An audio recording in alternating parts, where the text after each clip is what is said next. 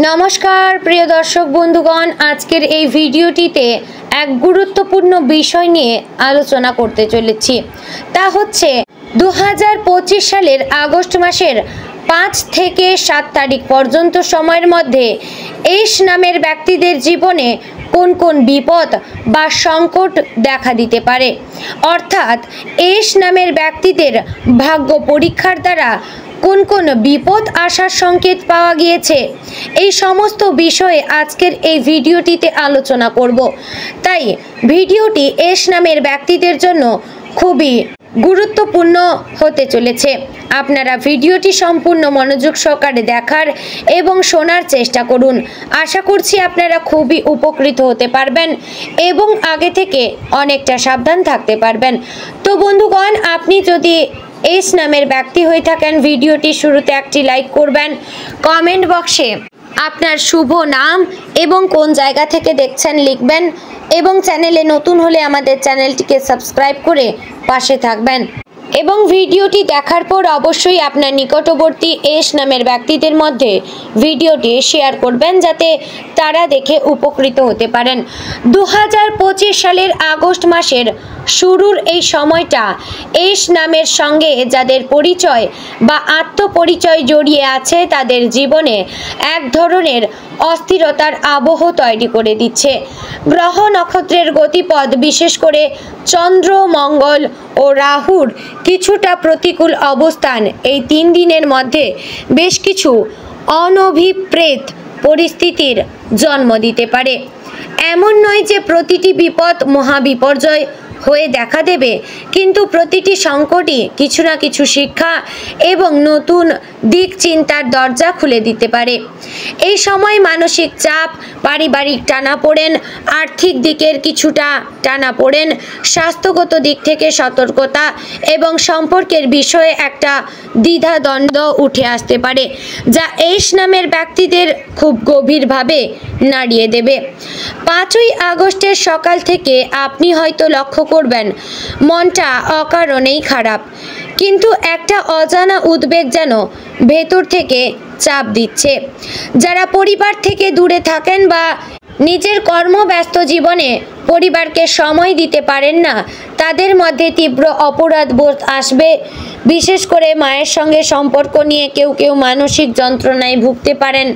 পরিবারে কোনো প্রবীণ সদস্য হঠাৎ শারীরিকভাবে অসুস্থ হয়ে পড়তে পারেন, যারা চিকিৎসা নিয়ে এক দোটানা তৈরি হবে। সিদ্ধান্ত নিতে গিয়ে আপনি নিজেও বিভ্রান্ত হবেন। কি করবেন আর কি করবেন না বোঝা মুশকিল হয়ে দাঁড়াবে। এই সময়ে ভাই বোনের সঙ্গে ছোটোখাটো মনোমালিন্য বড় আকার নিতে পারে। সম্পত্তি সংক্রান্ত কোনো পুরনো জটিলতা আবার সামনে আসতে পারে। কেউ যদি আপনার কাছ থেকে পুরনো কোনো প্রতিশ্রুতি নিয়ে অসন্তুষ্ট থাকে, সে হয়তো মুখোমুখি এসে কিছু বলে বসবে যা আপনাকে মানসিকভাবে আহত করবে।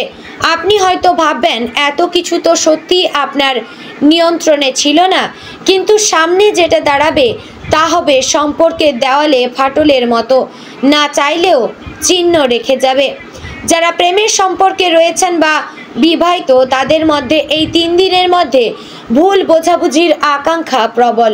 সঙ্গীর ছোট একটি কথাকে হয়তো আপনি খুব বড় করে দেখবেন, অথবা আপনার মনের অভিমান এমনভাবে বেরিয়ে আসবে যা সম্পর্কের মধ্যে উত্তেজনা তৈরি করবে। বিশেষ করে যারা এস নামের হলেও আবেগপ্রবণ এবং অভিমানী স্বভাবের, তাদের জন্য সময়টা আরও চ্যালেঞ্জিং। প্রেমিক বা স্বামী স্ত্রী হয়তো কিছু একটা চাওয়া বা অভিযোগ জানাবে যা আপনি তখনকার আবেগে বুঝে উঠতে পারবেন না এবং পরবর্তীতে তা ভুল বোঝাবুঝিতে রূপ নিতে পারে। অর্থনৈতিক দিক থেকে এস নামের ব্যক্তিদের মধ্যে যারা খরচাপাতির ব্যাপারে খুব হিসেবি নন বা যারা ধার দেনার মধ্যে রয়েছেন, তাদের জন্য 5 থেকে 7 তারিখ পর্যন্ত সময়টা আর্থিক চাপের কারণ হয়ে দাঁড়াবে। যারা ব্যবসা করেন তারা কোনো একটি পুরনো ডিল নিয়ে সমস্যায় পড়তে পারেন। কোনো ক্রেতা বা পার্টনারশিপ হয়তো চুক্তি থেকে পিছিয়ে যাবে বা টাকা আটকে দেবে। যারা চাকরিতে রয়েছেন তাদের মধ্যে কেউ কেউ অফিসে কোনো ভুল সিদ্ধান্তের জন্য বসের রাগের মুখে পড়তে পারেন।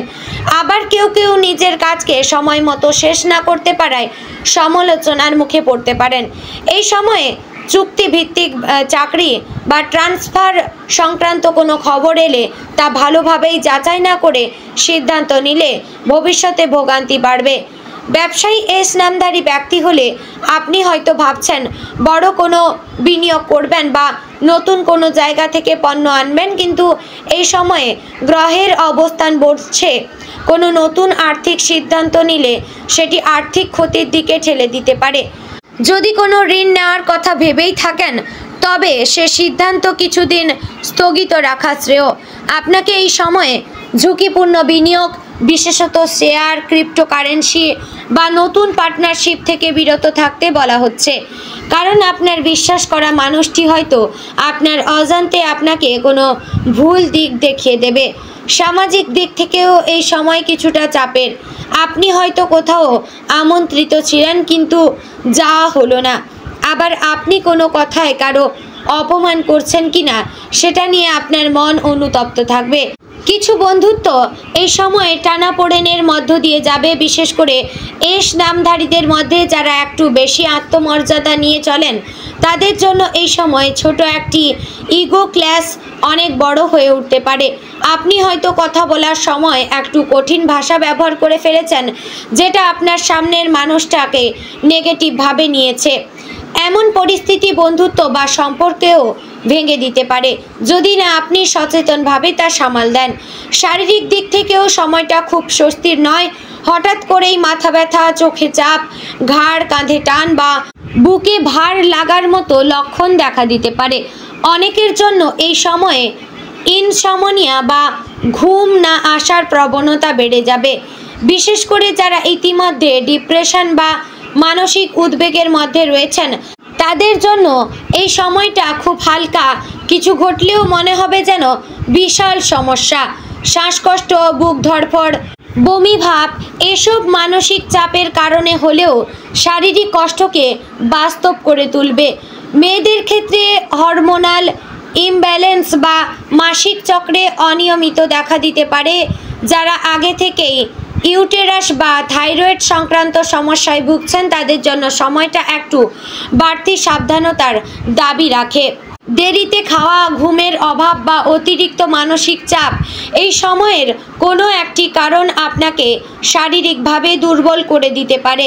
তাই নিজের খাদ্যাভ্যাস বা বিশ্রামের দিক বিশেষভাবে খেয়াল রাখা উচিত।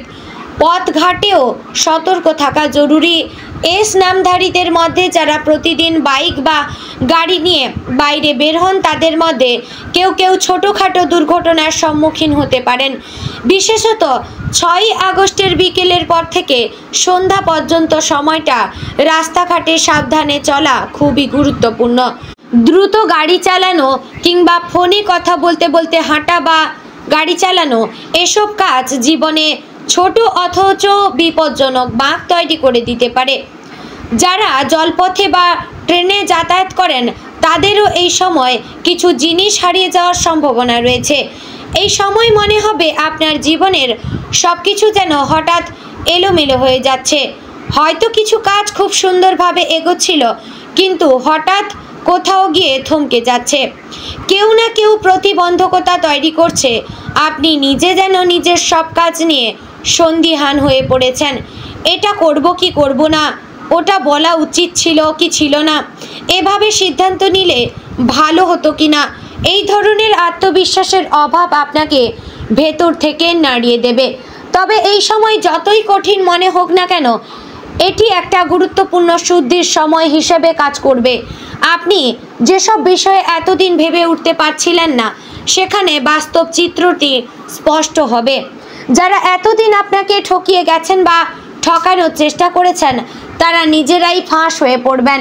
শুধু আপনাকে ধৈর্য ধরে পরিস্থিতি পর্যবেক্ষণ করতে হবে এবং আবেগ নয় যুক্তি দিয়ে সিদ্ধান্ত নিতে হবে। সময়টা ধোঁয়াশাময়, কিন্তু এই ধোঁয়াশার মধ্যেই ভবিষ্যতের জন্য কিছু সত্যি উপলব্ধি আপনার ভেতর জন্ম নেবে। এই সময়কার বিপদ মানেই ধ্বংস নয়, বরং এটি এক একটা শিক্ষা যা আপনাকে ভবিষ্যতের জন্য প্রস্তুত করে দেবে। তাই প্রতিটি ঘটনার মধ্যে লুকিয়ে থাকা শিক্ষাটিকে খুঁজে নিন, শান্ত থাকুন, আবেগে গা ভাসাবেন না এবং যে কোনো সিদ্ধান্ত নেওয়ার আগে কয়েকবার নিজেকে জিজ্ঞাসা করুন, এটা কি সঠিক পদক্ষেপ? এই 3 দিনের শেষে অর্থাৎ 7 আগস্ট পেরিয়ে গেলে চাঁদের দিক ধীরে ধীরে শুভ হতে শুরু করবে এবং আপনি নিজেই টের পাবেন মেঘ কেটে সূর্যের আলো একটু একটু করে ফিরতে শুরু করেছে। অন্ধকার যতই গভীর হোক না কেন, তার শেষেই যে আলোর রেখা অপেক্ষা করছে সেটাই হবে আপনার প্রাপ্তি এই সময়ের শেষে। তো প্রিয় দর্শক বন্ধুগণ, আশা করছি ভিডিওটি ভালো লাগলো, উপকারে লাগলো। যদি ভালো লেগে থাকে অবশ্যই লাইক, কমেন্ট, শেয়ার করবেন। চ্যানেলে নতুন হলে সাবস্ক্রাইব করবেন। ওম নমঃ শিবায়। জয় মা লক্ষ্মী।